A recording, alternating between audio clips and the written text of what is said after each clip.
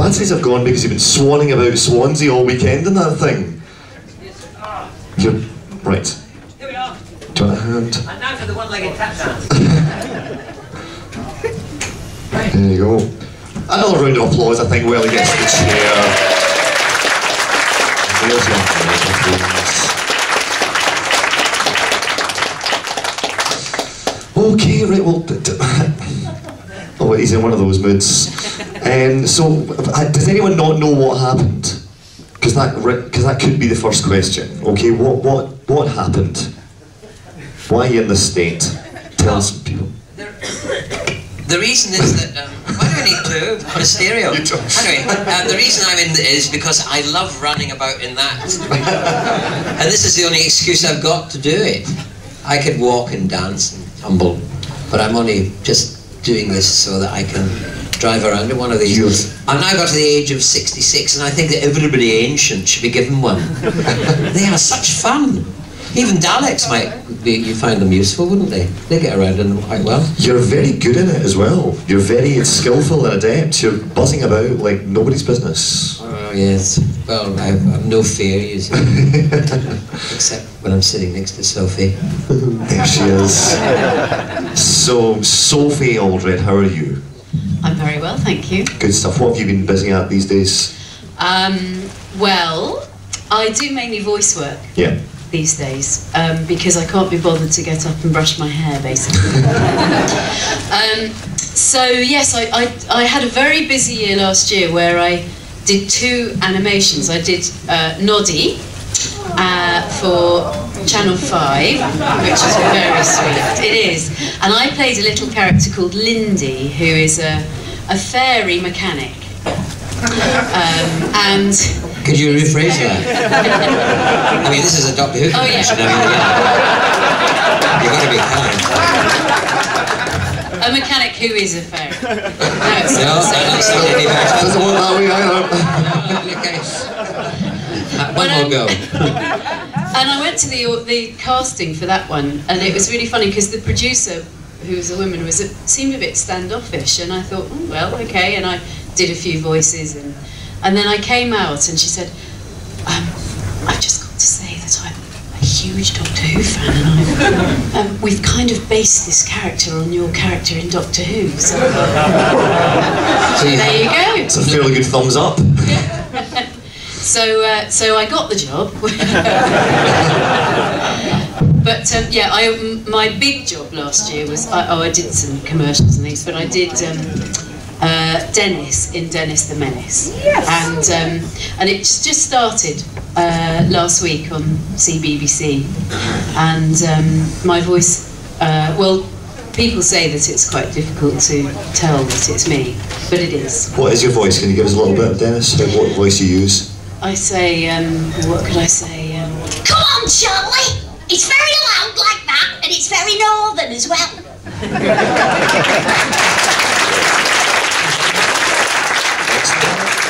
That's not northern, that's southern. Yes.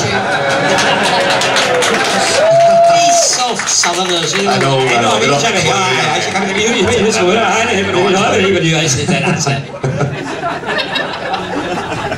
Well, he should be. Actually, Dennis the Menace should be Dundonian, actually, because of course, he's drawn and created in Dundee. They're still up there, DC Thompson. Yeah. And if you look in the Beano, because it was great while we were doing the show, we had an American director, which was quite strange, because he didn't know anything about Dennis the Menace. In America, there's Americans around, I know, Dennis the Menace was a completely different character. He had blonde hair and was had a next-door neighbour, a grumpy next-door neighbour. So it's quite strange. But anyway, so he didn't know anything about A, northern accents, and B, the sort of culture of the Beano and Dennis the Menace. But he did arrange for my children to have a subscription to the Beano. And it's going on and on and on, so that's really good. So they are, and if you look at the Beano really closely, you can see all the Scottish references. Wow. It's really, I'd never really noticed that before. What were your comics as a child, Sylvester? What did you read? The Beano and the Dandy, well, the 2 principal ones, yeah. And I associated myself with Smitty.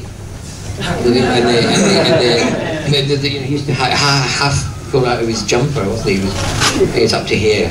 Just because my name was Smith, it was very highly imaginative, wasn't it?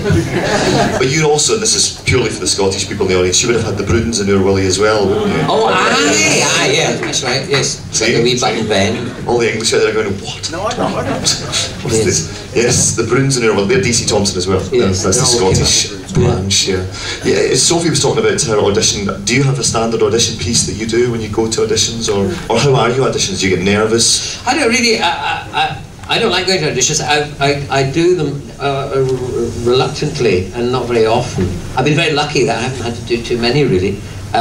But I did learn early on that if you go to an audition, wear something unusual, because they remind, like that's where I got the hat from. Yeah, the hat where I became Doctor Who, because I wore it. It was a sunny day and I wore it like that. And JNT, the producer, thought he liked that hat, and so the hat got the job first, and then I came with it.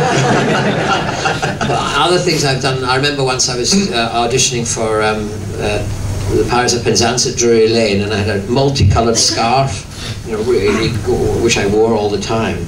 And every time I came in, I could hear the choreographer saying, "Oh, there he is with the scarf." So if ever you go for any interview, wear something odd. I mean, this is going too far, but times are hard. The two of you, I mean, it's 20 years now since the show finished when you guys, I know, sorry to bring that up. But you've become bosom buddies. I mean, you've because of conventions and things like this, you've managed, it's unlike any other job that you do jobs and you don't get to see people again, but you guys see each other regularly. Is that a nice experience for you? I asked that on the assumption that it is, yes. But if not, we're getting some juicy gossip. So. No, it's great. I mean, it really is.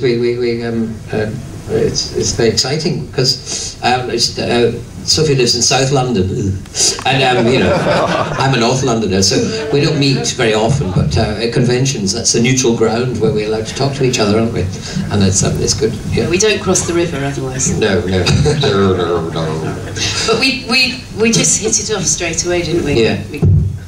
I was just about to say, I think it's apparent when you watch the show that you two are getting on really well and you're enjoying your time on it. Was that the case? Yeah. It was, yes. Yeah. Sophie arrived and I told her a joke and she laughed and she hadn't stopped laughing at my jokes, and they were terrible. And so, I mean, that's how she got the job. Since I've got the two of you here, I think it's a prudent question to